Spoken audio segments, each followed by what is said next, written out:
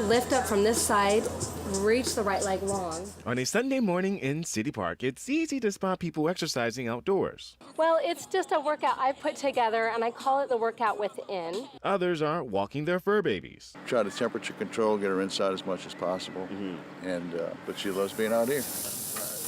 And one man is preparing food. I'm taking about 6 and 7 hours. Most everybody says they're getting in some time outdoors before it gets too hot. I personally just have a rhythm where I do best when I work out early in the morning and get it done. It's cooler, and then I ain't got to worry about being in the weather, it's the sun and stuff. So it works out pretty good. And all for good reason. Weather experts say Southeast Louisiana is under a heat advisory. What that means is we have high heat and high humidity, and that combination puts us into dangerous levels.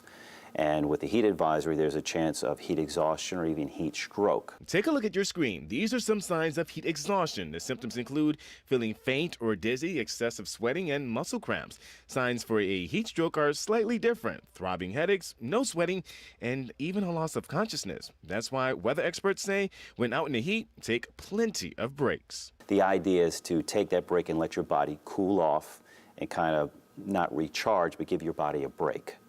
Because that prolonged exposure is when you start running into the risk of getting the heat exhaustion or even the heat stroke. Medical experts offer a few tips to beat the heat, and they include staying hydrated, drinking plenty of water, sports drinks work too, but just a little bit, and rest frequently. Plus, exercise with a buddy, just in case, so that you can have fun even in the sun. Reporting at City Park, Duke Carter, Eyewitness News. Places like the Contemporary Arts Center and the New Orleans Museum of Art had free admission today to allow people a chance to get out of the heat. Well, most people are choosing between keeping cool this summer and paying a high energy bill. During heat advisories like the one that we're under right now, some of us choose immediate comfort and really just worry about the bill later. But we have a few tips and tricks to keep your bill down. Get your air conditioning unit inspected. The unit works best when it has no leaks.